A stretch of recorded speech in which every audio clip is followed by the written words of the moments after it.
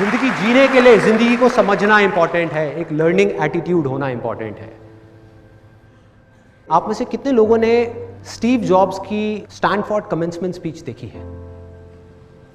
Steve jobs जो Apple के founder थे, उनकी स्टैनफोर्ड वाली एक स्पीच है 20 मिनट की। अगर आप में से बाकी लोगों ने नहीं देखी है तो आई स्ट्रांगली रिकमेंड यू कि एक बार आप जा करके यूट्यूब पे वो जरूर देखें।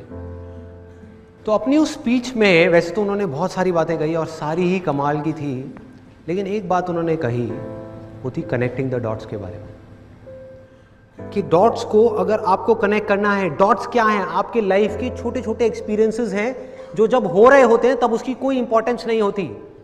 आज आपकी लाइफ में ऐसी बहुत सारी चीजें हो रही होंगी, आपको लग रहा होगा यार मेरे साथ ऐसा क्यों हो रहा है, चाहे कुछ अच्छा हो रहा है या बुरा हो रहा है, लेकिन आगे जा करके जब आप देखते हैं तो आपको समझ आ जाता है कि अच्छा हुआ वो मेरे साथ में हुआ, क्योंकि अगर वो नहीं हुआ होता तो आज मैं इस लेवल पे नहीं होता। होता है ऐसा कि एक जॉब से निकाल दिया, उस टाइम पे बड़ा अजीब लगा कि यार ये क्या हो गया, मेरी जॉब चली गई, उसके बाद में उससे अच्छी जॉब मिल गई। होता है ऐसा? ऐसा कितने लोगों के साथ में हुआ है? हुआ है, बहुत लोगों के साथ में हुआ है। तो ऐसे ही उन्होंने बात करी थी कनेक्टिंग द डॉट्स के बारे में, और कमाल की बात है, उन्होंने ये कहा कि आप कभी भी अपने इन एक्सपीरियंसेस को, इन डॉट्स को फ्यूचर में देख करके कनेक्ट नहीं कर सकते। मतलब आगे देख करके इन डॉट्स को कनेक्ट कर ही नहीं सकते, क्योंकि आपको पता ही नहीं कि ये जो हो रहा है इसकी वजह से फ्यूचर में क्या होने वाला है। लेकिन जब आप लाइफ में आगे बढ़ जाते हो और फिर आप पीछे पलट करके देखते हो तो एक एक करके सारे डॉट्स जुड़ जाते हैं। कोई भी चीज बेकार के लिए नहीं होती, हर चीज के पीछे कोई ना कोई वजह होती है। हम इस समय नहीं देख सकते, बाद में समझ आ जाता है।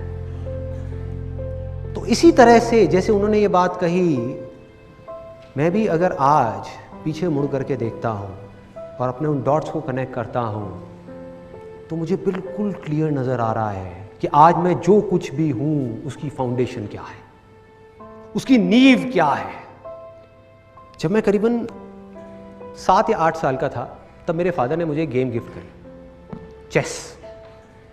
उसके बाद में मेरे सर पे ऐसा भूत सवार हुआ, करीबन 7 या 8 साल के लिए, तब मेरी एज होगी करीबन 7-8 ईयर्स। उसके बाद में करीबन 14 से 15 साल की एज तक मैं डेली मिनिमम 2 से 3 घंटे चेस खेलता था। कभी अपने फादर के साथ, कभी अपने फ्रेंड्स के साथ में, और पागलों की तरह खेलते थे हम। मतलब कि क्या कर रहे हैं कि अगर शाम को खेलना शुरू किया, 3 घंटे हो गए और चेस की गेम बीच में अटकी हुई है, एंड में मेरी एक रानी रह गई, उसकी एक रानी रह गई, और बस उसी में लगे हुए हैं। या एक हाथी मेरा रह गया और एक राजा रह गया, उसका भी एक हाथी और एक राजा है, अब लड़ते रहो। तो क्या करते थे कि रात को 9 बज गए, उधर से मम्मी की डांट आनी शुरू हो गई कि बेटा सो जा, कल स्कूल जाना है, ये है वो है, उधर से डांट पड़ रही है। तो बड़े ध्यान से हम उस चेस को, गेम को उठाते थे और ले जा करके एक जगह पे रखते थे, और अगले दिन स्कूल से आने के बाद में 4 बजे वापस से उसी लेवल से वापस से गेम शुरू।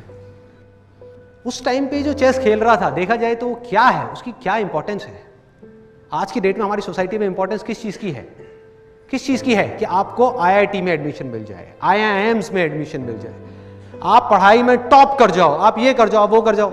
आप किसी को बोलोगे भैया अपने बच्चे को जाकर के चेस खिलाओ, उसकी जिंदगी बदल जाएगी, लोग हंसेंगे, उन्हें क्या बोल रहे हैं, पागल है क्या?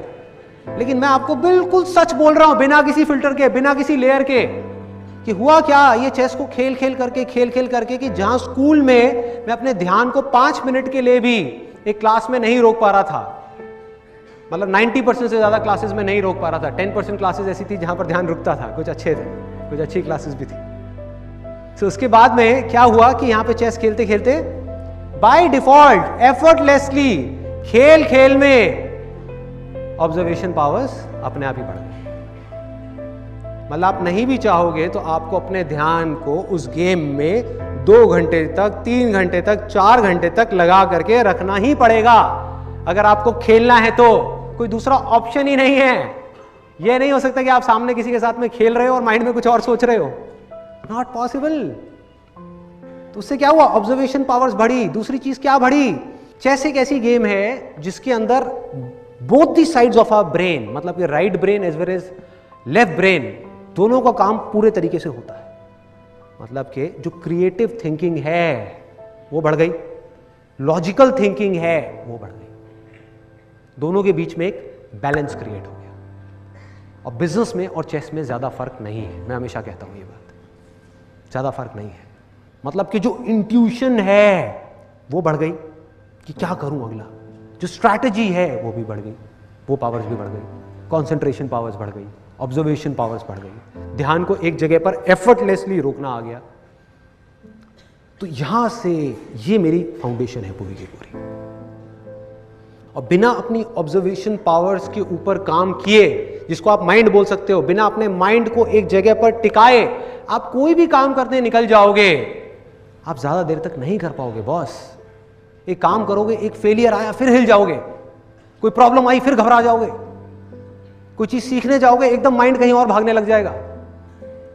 अपने माइंड को पूरी तरह से एक जगह पर रखना है और बड़ी से बड़ी मुश्किल आ रही है उसको बिना डर के फेस करना है। ये चीजें कहां से आएंगी?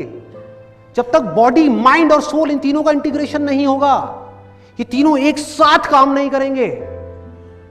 आज जो हो रहा है हमारी सोसाइटी के अंदर की फिजिकल एक्टिविटी धीरे धीरे बंद होती जा रही है। टीवी, इंटरनेट, कंप्यूटर, मोबाइल, खेलना धीरे धीरे कम होता चला जा रहा है। इससे होगा क्या कि लाइफ में अगर कभी इन बच्चों को फिजिकली एक्सर्शन वाला कोई काम करना पड़ गया, क्या ये कर पाएंगे? नहीं कर पाएंगे। मतलब मेरी लाइफ की एक ऐसी स्टेज थी जब दिन में मिनिमम मैं 16 से 17 घंटे काम करता था, जब नया नया फोटोग्राफी का कोर्स किया था। निकला हुआ हूं, 6 बजे घर से निकल गया, रात को 12 बजे घर में घुस रहा हूं, 10 बजे घर में घुस रहा हूं, 11 बजे घर में घुस रहा हूं, लगा हूं 4 किलो का कैमरा उठाया हुआ है, कभी यहां कभी वहां, कोई थकान नहीं। अब ये कह सकते हो कि दर्दें थी, थकान नहीं थी, क्योंकि आदत थी भाई, आदत थी। उस चीज की प्रैक्टिस ऑलरेडी मैं बचपन में अनजाने में कर चुका था 1000 बार। इस खेल का क्या फायदा हुआ?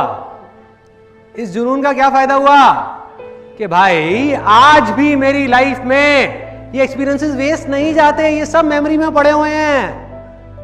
मेरी बॉडी की जो मेमोरी है, मेरे माइंड की जो मेमोरी है, उसमें सब फीडेड है। आज आप मुझे कहो नॉन स्टॉप 16 घंटे तक डेली काम करना है, बिना थके, बिना रुके, और एक ऐसा काम जो बिल्कुल बोरिंग है, मैं वो भी कर लूंगा, वो भी कर लूंगा। इंटरेस्टिंग की तो आप बात ही छोड़ दो, मैं इंटरेस्टिंग की तो बात ही नहीं कर रहा, मैं कह रहा हूं बिल्कुल बोरिंग काम। क्यों हो पा रहा है ये चीजें? Observation powers, learning attitude. सीख लूंगा ना, बोरिंग है तो क्या हुआ, इंटरेस्टिंग बना लूंगा ना, टिक जाऊंगा ना। मैं ये सोच लूंगा कि मैं अपनी ऑब्जर्वेशन पावर्स को बढ़ाने की लर्निंग चल रही है। अगर बोरिंग जगह पर हमको अपने माइंड को टिकाना आ गया तो इंटरेस्टिंग जगह पर टिकाना तो खेल है ना भाई। तो सिंपल।